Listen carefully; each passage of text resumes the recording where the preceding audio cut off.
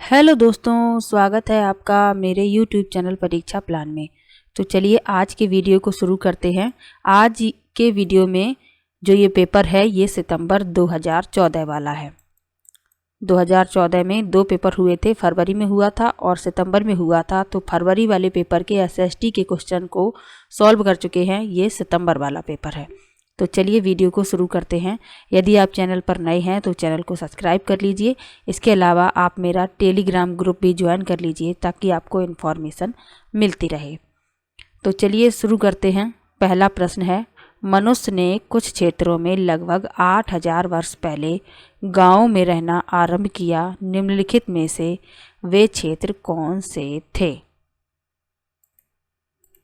In some areas, people started living in villages about 8000 years ago. Which of the following were among these areas? पहला विकल्प है नर्मदा के आसपास के क्षेत्र, दूसरा है सुलेमान तथा किरथर पहाड़ियाँ, तीसरा है गंगा तथा यमुना दोआब और चौथा है दक्कन तथा कोंकण। तो इस प्रश्न के लिए दूसरा विकल्प सही है, सुलेमान तथा किरथर पहाड़ियाँ। तो सुलेमान और किरथर वे क्षेत्र हैं जहां पर महिलाओं और पुरुषों ने लगभग 8000 साल पहले सबसे पहले गेहूं और जौ जैसी फसलें उगाना शुरू किया था और लोगों ने मवेशियों को भी पालना शुरू कर दिया था। तो ये इस क्षेत्र का नाम याद रखना है, सुलेमान तथा किरथर पहाड़ियाँ। अगला प्रश्न है, निम्नलिखित में से कौन सा क्षेत्र प्राचीन काल में मगध के नाम से जाना जाता था? Which of the following areas was known as Magadha in the ancient period? पहला विकल्प है गंगा का दक्षिणी क्षेत्र, दूसरा है गंगा तथा यमुना के मध्य का क्षेत्र, तीसरा है गंगा का उत्तरी क्षेत्र और चौथा है यमुना तथा चंबल के मध्य का क्षेत्र। तो इस प्रश्न के लिए पहला विकल्प सही है, गंगा का दक्षिणी क्षेत्र, साउथ ऑफ गंगा।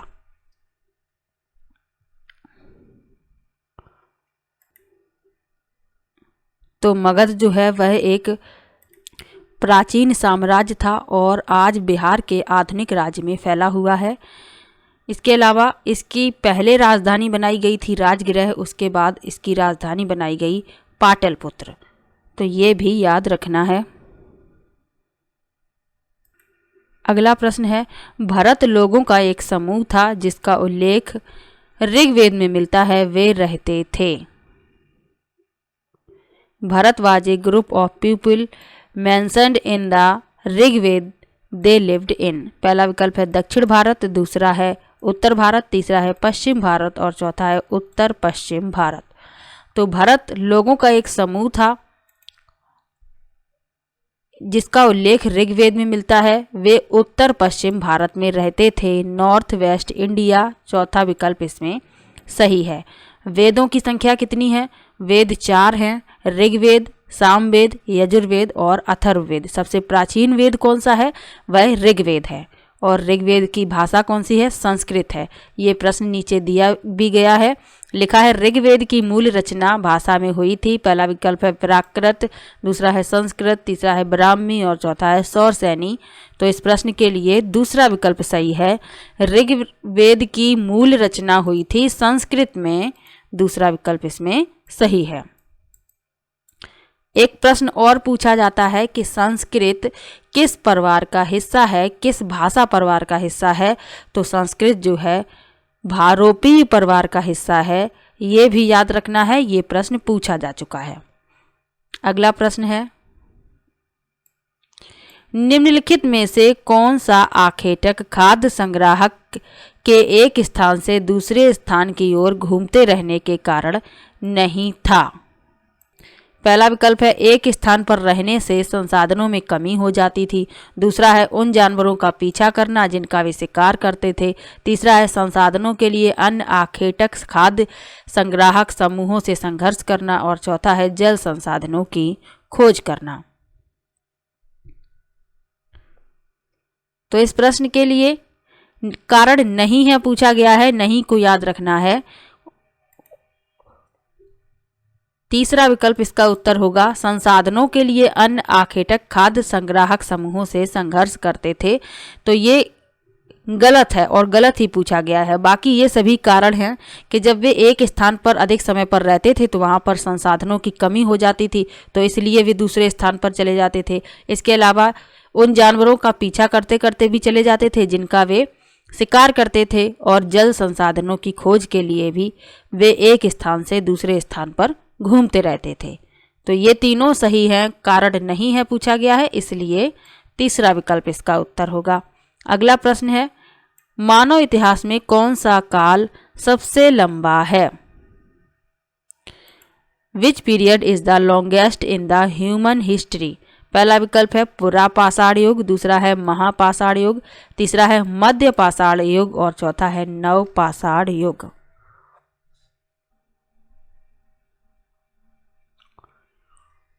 तो इस प्रश्न के लिए पहला विकल्प सही है, पुरापाषाण युग। मानव इतिहास में इसकी अवधि सबसे लंबी है। अगला प्रश्न है, फिल करना है में प्राचीन शैल चित्रकला मिली है। Ancient rock painting have been found in? पहला विकल्प है कर्नाटक तथा तमिलनाडु, दूसरा है तमिलनाडु तथा आंध्र प्रदेश, तीसरा है आंध्र प्रदेश तथा उड़ीसा और चौथा है मध्य प्रदेश तथा उत्तर प्रदेश। तो प्राचीन शैल चित्रकला शैली मिली है मध्य प्रदेश तथा उत्तर प्रदेश में, चौथा विकल्प इसमें सही है।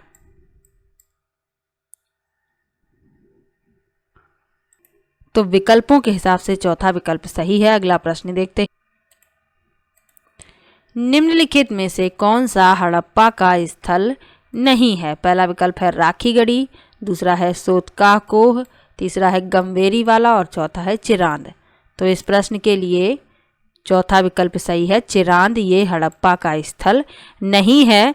ये नवपाषाण काल से संबंधित है और इसमें जो है अधिक संख्या में कलाकृतियां मिली हुई हैं।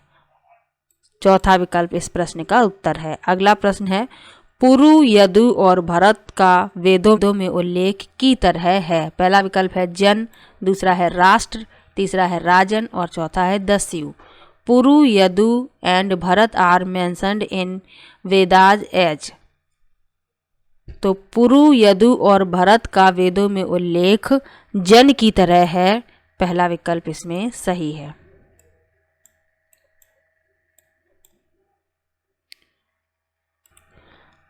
अगला प्रश्न है, शफी तथा हनफी हैं? Shafi and Hanafi are?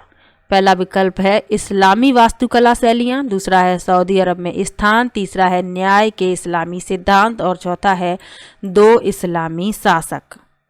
तो शफी और हनफी जो हैं वह न्याय के इस्लामी सिद्धांत हैं, तीसरा विकल्प इसमें सही है, इस्लामिक स्कूल्स ऑफ लॉ।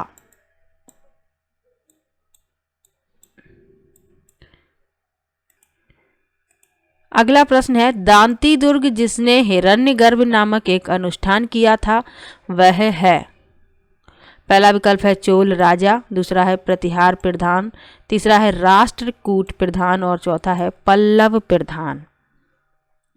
तो दांती दुर्ग जिसने हिरण्यगर्भ नामक एक अनुष्ठान किया था वह है राष्ट्रकूट प्रधान, तीसरा विकल्प इसमें सही है। अगला प्रश्न है, यह किसने लिखा है कि रजिया अपने भाइयों से कई अधिक योग तथा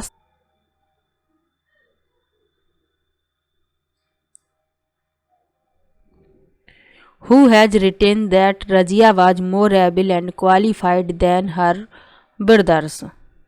पहला विकल्प है अल-बिरूनी, दूसरा विकल्प है बदायूनी, तीसरा विकल्प है मिनहाज ए सिराज और चौथा है जियाउद्दीन बरानी।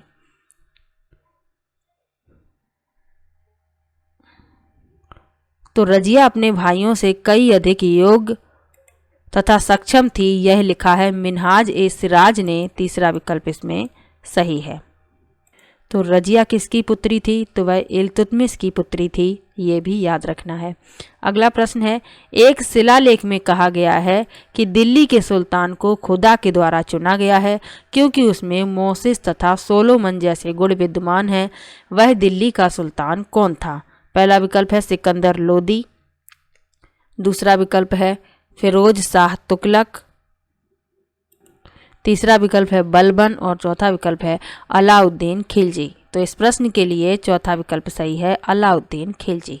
अगला प्रश्न है, ईस्ट इंडिया कंपनी के शासन के दौरान किस राजस्व बंदोबस्त के अंतर्गत राजस्व एकत्र करने और उसे कंपनी को अदा करने की जिम्मेदारी गांव के मुखिया को सौंपी गई थी? पहला विकल्प है जमींदारी बंदोबस्त, दूसरा है स्थायी बंदोबस्त, तीसरा है रैयतवारी बंदोबस्त और चौथा है महलवारी बंदोबस्त। तो इस प्रश्न के लिए चौथा विकल्प सही है, महलवारी बंदोबस्त। तो 1822 में अंग्रेजों ने उत्तर पश्चिमी प्रांतों, पंजाब, गंगा घाटी और मध्य भारत के कुछ हिस्सों में महलवारी बंदोबस्त की शुरुआत की थी।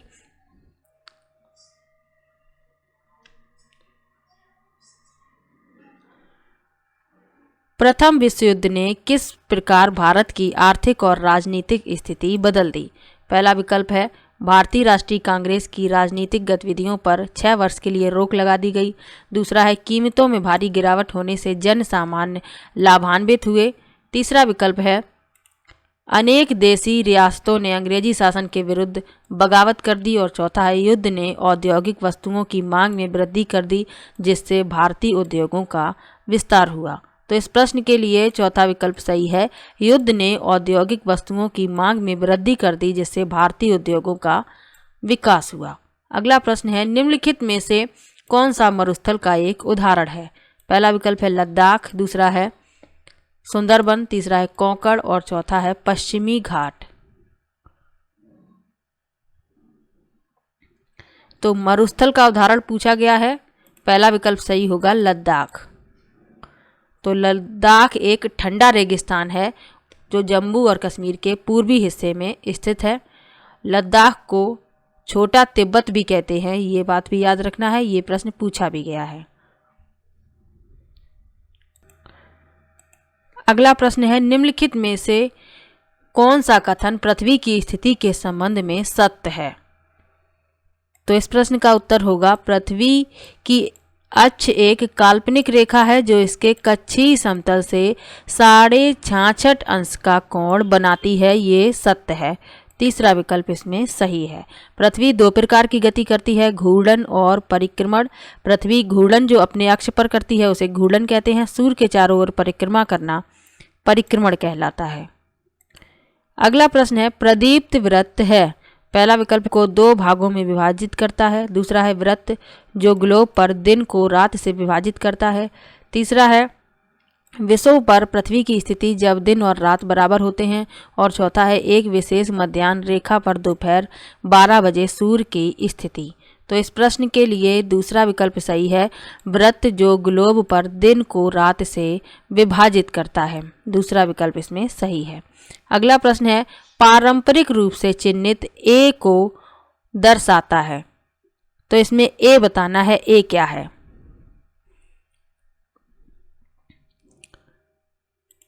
तो ये पूर्व है, ये पश्चिम है, ये उत्तर होता है और ये दक्षिण, ये मुख्य दिशाएं हैं। ए पूछा गया है तो ए है पश्चिम, यानी चौथा विकल्प इसमें सही होगा, वेस्ट। अगला प्रश्न है, लक्षद्वीप समूह में स्थित है। पहला विकल्प है हिंद महासागर, दूसरा है अरब सागर, तीसरा है बंगाल की खाड़ी और चौथा है दक्षिण चीन सागर। तो लक्षद्वीप समूह स्थित है अरब सागर में, दूसरा विकल्प इसमें सही है। अगला प्रश्न है, ब्राजील में पाया जाने वाला कंपोस है। पहला विकल्प है एक जनजाति, दूसरा है एक उष्णकटिबंधीय घास का मैदान, तीसरा है एक परंपरागत नृत्य और चौथा है एक उष्णकटिबंधीय पशु। तो ब्राजील में पाया जाने वाला कंपोस है एक उष्णकटिबंधीय घास का मैदान, दूसरा विकल्प इसमें सही है, ट्रॉपिकल ग्रास लैंड। तो उष्णकटिबंधीय घास के मैदान जो हैं ये भूमध्य रेखा के दोनों ओर होते हैं और उष्णकटिबंध तक फैलते हैं।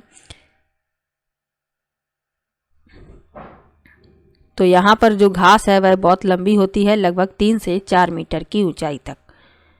अगला प्रश्न देखते हैं, कोलकाता बंदरगाह में स्थित है? पहला विकल्प है गंगा सागर, दूसरा है बंगाल की खाड़ी, तीसरा है हुगली नदी और चौथा है भागीरथी नदी। तो कोलकाता बंदरगाह स्थित है हुगली नदी पर, तीसरा विकल्प इसमें सही है। एक प्रश्न और पूछा जाता है कि हावड़ा ब्रिज जो है वह प्रश्न और पूछा जाता है कि हावड़ा ब्रिज किस नदी पर है? तो वो भी हुगली नदी पर ही है, ये बात भी याद रखना है। अगला प्रश्न देखते हैं, संसार में किस महाद्वीप पर सबसे कम जनसंख्या है?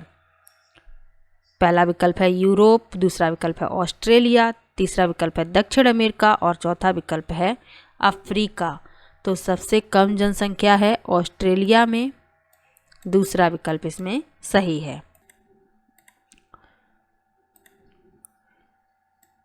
एक प्रश्न और पूछा जाता है कि सबसे बड़ा महाद्वीप कौन सा है? तो वह एशिया महाद्वीप है। सबसे छोटा महाद्वीप है ऑस्ट्रेलिया महाद्वीप।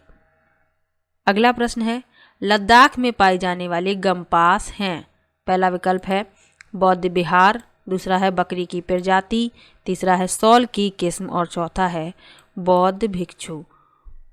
तो लद्दाख में पाए जाने वाले गंपास हैं बौद्ध विहार, पहला विकल्प इसमें सही है। अगला प्रश्न है, चित्र प्रस्तुत करता है? इस चित्र में पूछा गया है कि चित्र जो है वह क्या दर्शा रहा है? तो चित्र दर्शा रहा है चक्रवाती वर्षा, साइक्लोनिक रेनफॉल, तीसरा विकल्प इसमें सही है। तो तंत्र के आधार पर वर्षा 3 प्रकार की होती है, संवहनीय, चक्रवाती और पर्वतीय। अगला प्रश्न देखते हैं, कौन सा उद्योग अक्सर आधुनिक उद्योगों की रीढ़ की हड्डी कहलाता है? पहला विकल्प है पेट्रोलियम, दूसरा विकल्प है ऊर्जा, तीसरा विकल्प है यातायात और चौथा विकल्प है इस्पात। तो इस प्रश्न के लिए चौथा विकल्प सही है, इस्पात यानी स्टील। क्योंकि हमारे द्वारा उपयोग की जाने वाली लगभग हर चीज़ ही लोहे या स्टील से बनी होती है, इसलिए ये आधुनिक उद्योगों की रीढ़ की हड्डी कहलाता है। अगला प्रश्न है, ऑर्गेनिक खेती में? पहला विकल्प है फसल की पैदावार में वृद्धि करने हेतु रासायनिक उर्वरकों का प्रयोग किया जाता है, दूसरा है फसल की पैदावार बढ़ाने के लिए जीन्स में संशोधन किया जाता है, तीसरा है प्राकृतिक खाद तथा कीटनाशकों का प्रयोग किया जाता है और चौथा है भारत में केवल कपास के उत्पादन की अनुमति दी गई है। तो इस प्रश्न के लिए तीसरा विकल्प सही है, प्राकृतिक खाद तथा कीटनाशकों का प्रयोग किया जाता है ऑर्गेनिक खेती में। अगला प्रश्न है, खाद्य सुरक्षा के संदर्भ में निम्नलिखित में से कौन सा सत्य है? लिखा है, खाद्य सुरक्षा तभी बनी रहती है जब सरकार अगले 5 वर्षों के लिए अनाज का सुरक्षित भंडार बनाए रखती है। दूसरा है, सरकार अनाज का पर्याप्त भंडार बनाए रखने के लिए अनाज के निर्यात पर रोक लगा देती है।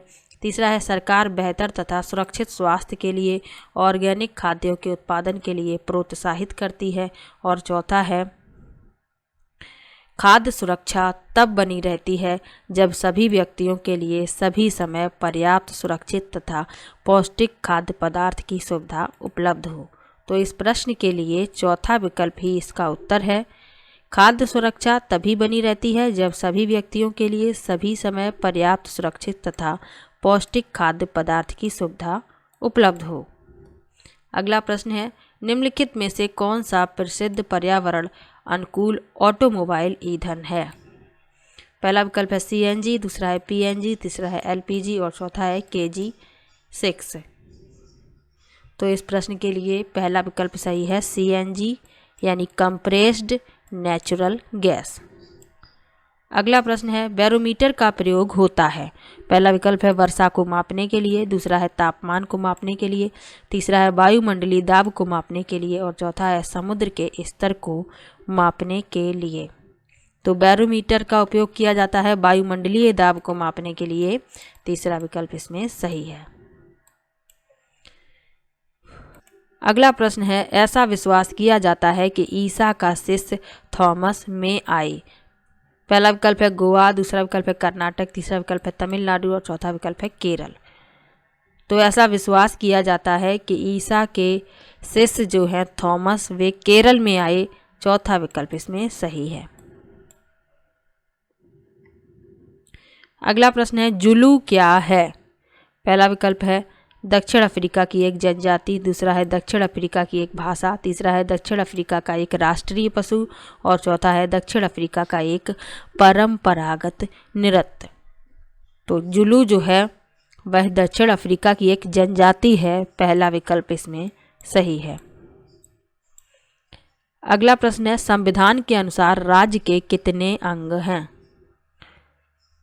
पहला विकल्प है 2, दूसरा 3, तीसरा 4 और चौथा 5।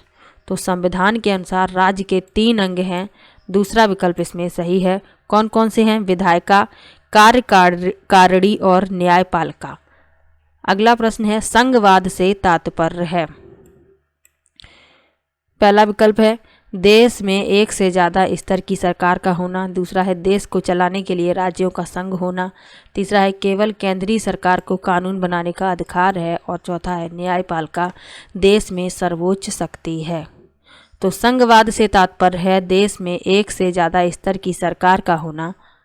पहला विकल्प इसमें सही है।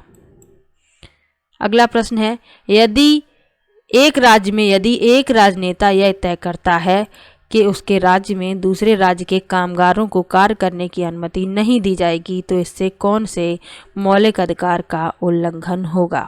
पहला विकल्प है समानता का अधिकार, दूसरा स्वतंत्रता का अधिकार, तीसरा शोषण के विरुद्ध अधिकार और चौथा है संवैधानिक उपचारों का अधिकार। तो इस प्रश्न के लिए दूसरा विकल्प सही होगा, स्वतंत्रता का अधिकार, राइट टू फ्रीडम।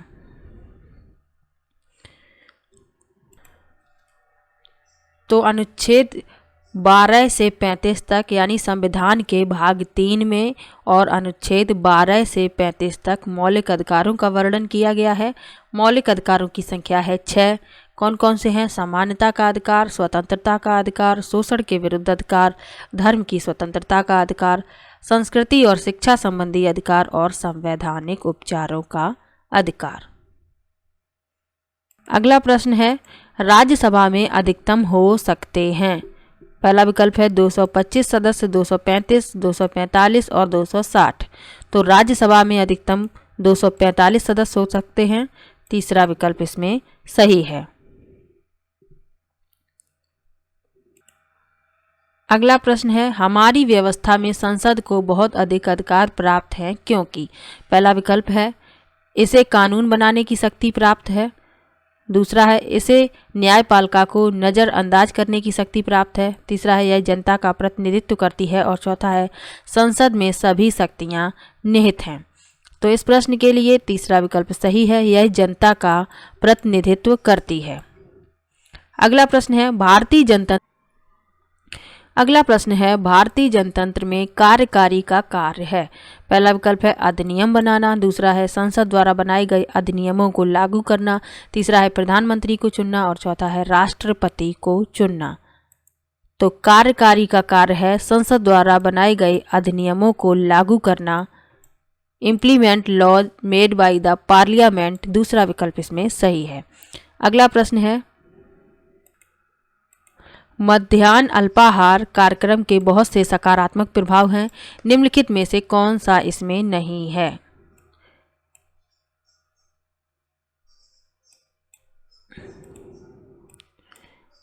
पहला है विद्यालयों में गरीब बच्चों के नामांकन में वृद्धि हुई, दूसरा है जाति पूर्वाग्रह जातिगत पक्षपात में कमी आई, तीसरा है अब निर्धन विद्यार्थी अपनी पढ़ाई पर ध्यान केंद्रित कर सकते हैं क्योंकि वे खाली पेट नहीं हैं और चौथा है निर्धन बच्चे परीक्षाओं में अधिक अंक प्राप्त कर सकते हैं। तो इनमें से एक नहीं है पूछा गया है, चौथा विकल्प इसका उत्तर होगा, निर्धन बच्चे परीक्षाओं में अधिक अंक प्राप्त कर सकते हैं। तो ये जो पेपर था ये सितंबर 2014 वाला पेपर था। यदि आपको किसी भी प्रश्न में डाउट हो तो कृपया कमेंट बॉक्स में ज़रूर बताइएगा और वीडियो को लाइक कीजिए, शेयर कीजिए। तो वीडियो कैसा लगा कमेंट बॉक्स में ज़रूर बताइएगा। वीडियो को लाइक कीजिए, शेयर कीजिए और चैनल को सब्सक्राइब कर लीजिए। मिलते हैं नेक्स्ट वीडियो में, तब तक के लिए बाय बाय।